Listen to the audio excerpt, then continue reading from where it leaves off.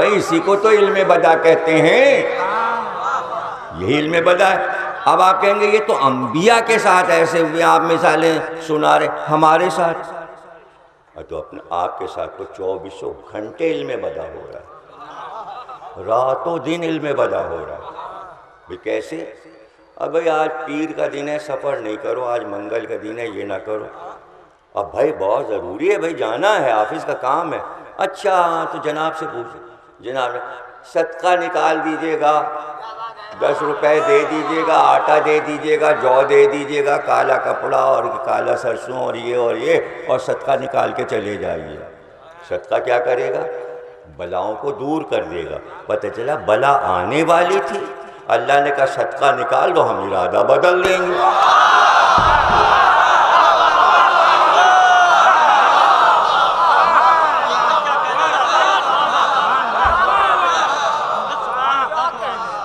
اب اور سن لیجئے کیسے کیسے ارادے بدل جاتے ہیں اللہ کے، کیسے کیسے ارادے بدلے۔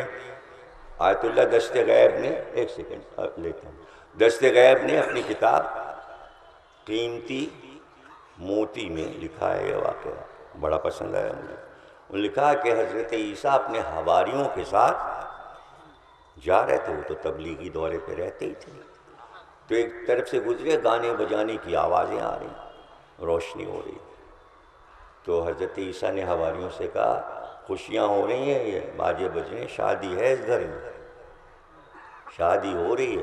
ابھی جب ہم لوگ واپس آئیں گے گاؤں سے ہو کے تو یہاں صف ماتم بچھی ہوگی، رونے چیخنے کی آوازیں آ رہی ہوں گی اور یہاں غم منایا جا رہا ہوگا۔ تھوڑی دیر کے بعد حضرت عیسیٰ واپس ہوئے اس گاؤں سے ہو کے، ویسے ہی خوشیاں ہو رہی۔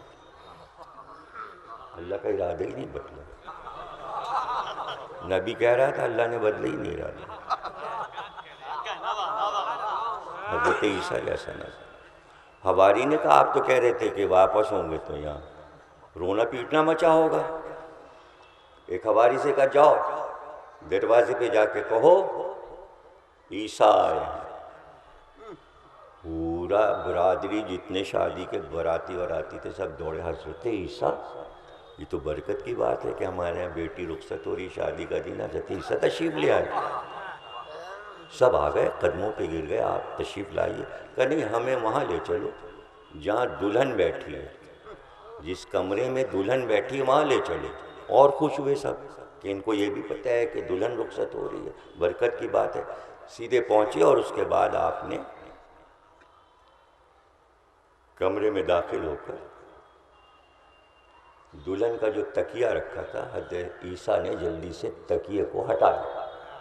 جیسے ہی تکیے کو ہٹایا اس میں سے ایک کالا زہریلا سانپ نکل کے بھاگا۔ دلہن کے تکیہ کے نیچے سانپ تھا، حالانکہ لکھنؤ والے کہتے ہیں رات کو نام نہیں لیتے۔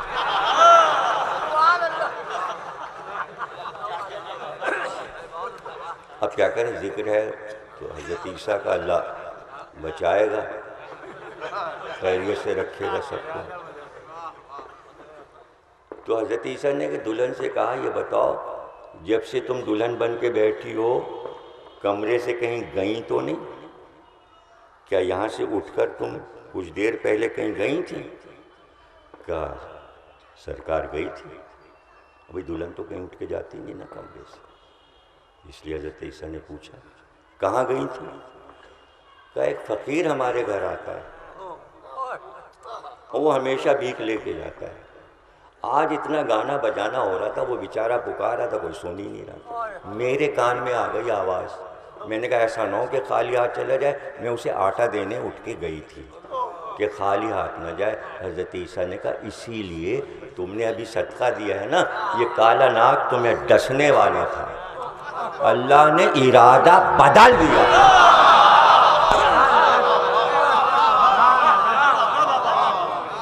تو اب نتیجہ یہ ظاہر ہوا اتنی دیر کی گفتگو سے کہ تقدیر اسے کہتے ہیں جو زہرا کے دروازے پر آ کر اپنا ارادہ بدل دے، یہ ہے ذات زہرا کہ اگر مایوسی ہے تو پکارو، پکارو. اور امام سے حدیث ہے کہ رسول اللہ نے فرمایا، عجیب، یہ تو جب میں پڑھتا ہوں، یہ بھی دست غیب نے اپنی کتاب میں لکھا ہے، تو مجھے اتنا پسند ہے یہ واقعہ جس طرح رسول اللہ نے فرمایا. یہ ذکر اور یہ لفظ میرے لیے بہت قیمتی ہیں اور انہیں یاد رکھیں. آپ نے فرمایا کسی مذہب اور ملت کا آدمی ہو، لا الہ کی شرط نہیں ہے. رسول اللہ نے فرمایا کہ جب بھی یاد آ جائے کسی بھی انسان کو، عمر میں ایک بار جب یاد آ جائے، جہاں یاد آ جائے، لیٹا ہو، بیٹھا ہو، راستے میں ہو، سو رہا ہو، اگر یاد آ جائے اور میری بیٹی کا نام اور خیال آ جائے، وہیں رک کر 3 بار میری بیٹی پہ درود پڑھ دے، اس کی بخشش کا ضامن میں ہوں.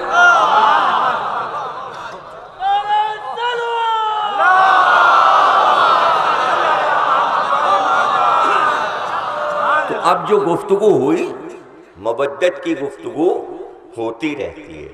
ہم گفتگو کر رہے ہیں معرفت کی. اگر کسی کے سمجھ میں نہیں آتی تو امام نے فرمایا واپس کر دو. رات میں آپ جائیے گا، لیٹیے گا کہ بھئی ضمیر اختر کی تقریر ہمارے سمجھ میں نہیں آئی، اقوال معصومین جو پڑھے اور یہ پڑھے، تو بنیت کیجیے گا، کہے گا امام ہمارے سمجھ میں ان کی تقریر نہیں آئی، ہم واپس کرتے ہیں آپ کی طرف. جب آواز آئے تو باتیں ہو رہی ہیں معرفت کی. چونکہ آپ کا نام ہی معرفت ہے، معرفت الہی کہتے ہی زہرا بی بی کو. اور ان منزلوں سے کہ جہاں مرضی الہی یہ ہو کہ پیغمبر سے بار بار یہ کہا جائے ہر نماز کے بعد کہ اپنے حجرے میں سیدھے نہ جائیے گا، زہرا کے دروازے پہ رکیے، نمازیوں کو روکیے اور ان سے کہیے یہ دروازے کو یاد رکھنا، اس دروازے کے احترام میں کمی نہ آئے.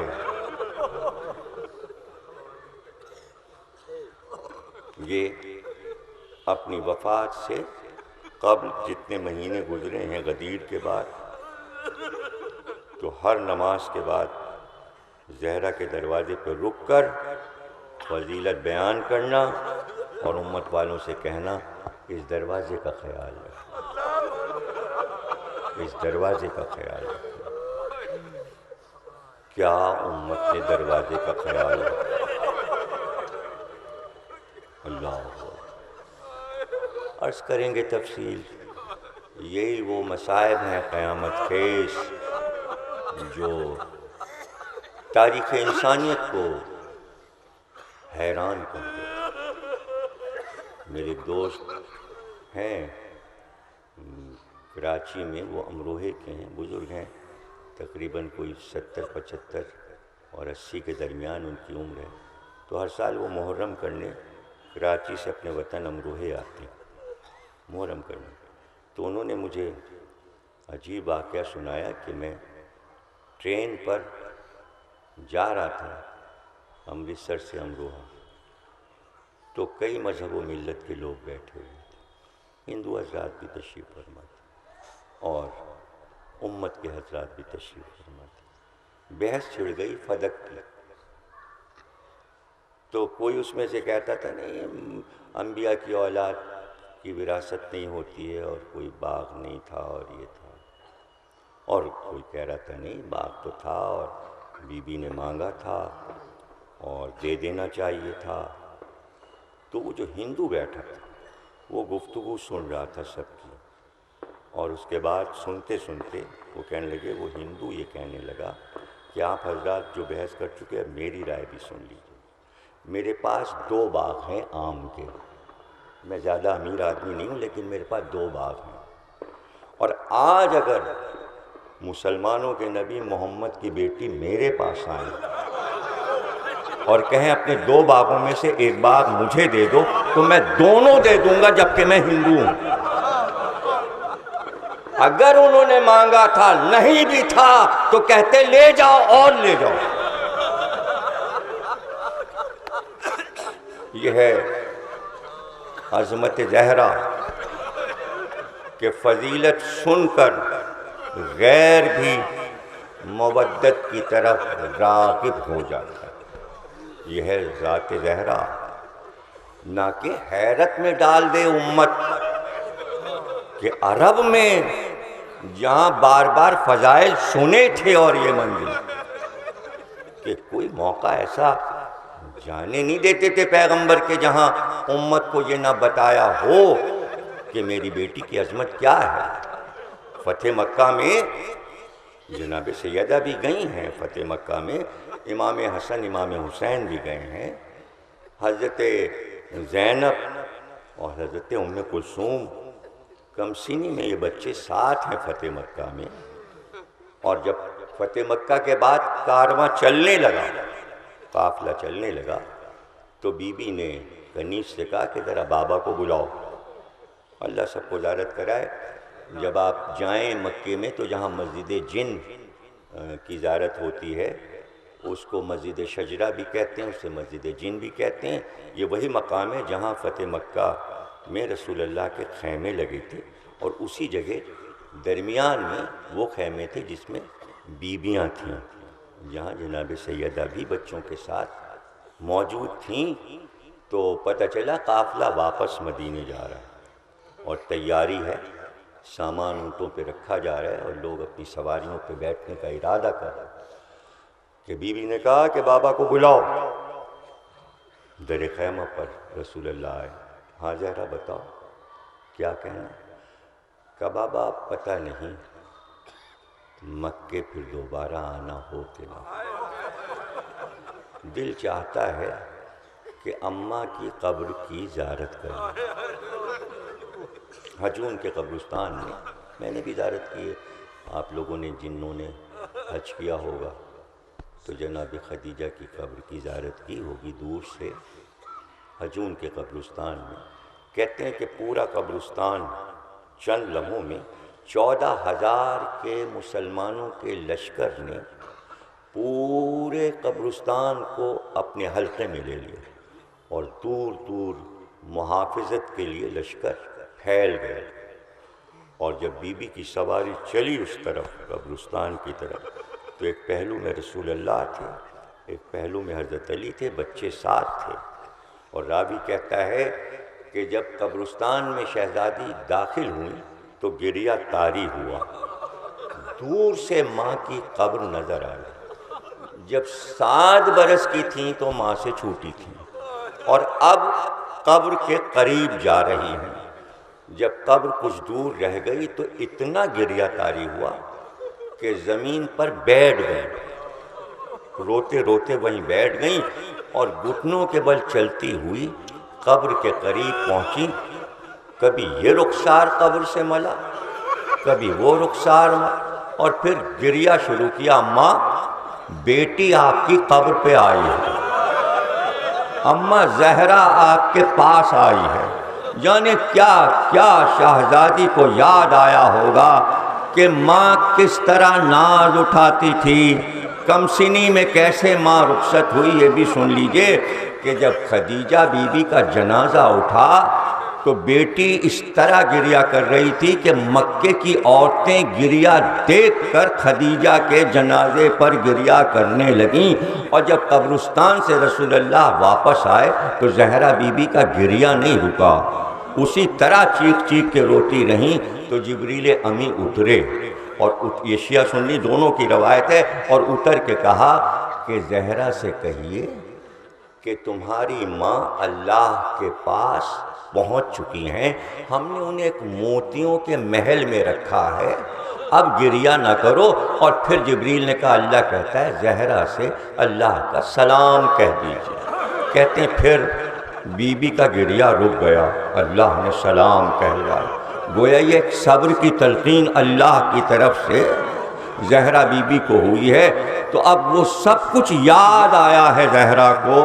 قبر خدیجہ پر پہنچ کر اتنا گریہ کیا کہ رسول اللہ گریہ کرنے لگے، مولا علی گریہ کرنے لگے، اور دونوں طرف دونوں بیٹیاں اور دونوں بیٹے تڑپ کے ماں کو روتا دیکھ کر تو اس طرح صبر کی تلقین کی کہ زانو پہ ہاتھ رکھا، پہلو پہ ہاتھ رکھا، کہا زہرا مڑ کر تو دیکھو حسن اور حسین کس طرح تڑپ کے رو، ذرا دیکھو تو بیٹی زینب کس طرح رو رہی، ام کلثوم کس طرح، صبر کرو زہرا، اب سواریاں تیار ہیں، چلو۔ آپ نے یہ منظر دیکھا کہ آپ کو یاد آیا کہ کوئی اور بیٹی اپنی ماں کی قبر پہ آ رہی ہے، رات ہو گئی تھی، جنت البقیع کے دروازے پر فضہ بی بی پیچھے پیچھے، آگے آگے زینب۔ کہتے ہیں کہ جب قبر کے قریب پہنچی تو گر پڑی اور گھٹنوں کے بل چلتی ہوئی ماں کی قبر پہ پہنچی، اور ایک بار قبر کے دونوں پائے تھامے اور ایسے جیسے کوئی اپنے چاہنے والے کو گلے سے لگاتا ہے، قبر سے لپٹ کر کہا ماں، نانا کو بتا دیا کہ نواسہ مارا گیا، 3 دن کا بھوکا پیاسا ذبح ہوا، مگر اماں نانا کو بتاتے ہوئے شرمائی کہ بازوؤں میں رسی، اماں چادر ہٹاتی ہوں، اٹھ کر دیکھو کہ زینب کے پاس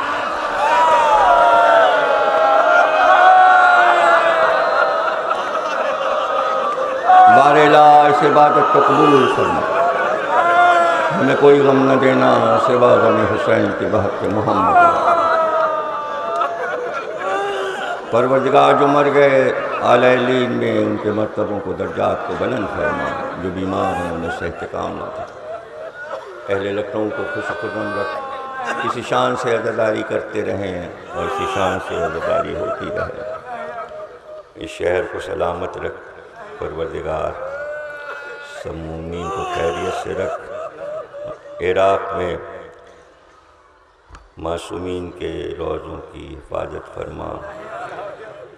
یہ دعا ہے شبانہ فاطمہ بنت سید منا مرحوم کے لیے، آپ حضرات دعا کریں کہ دعا قبول ہو رہی ہے، امام زمانہ کا ظہور فرما، تاجل فرما۔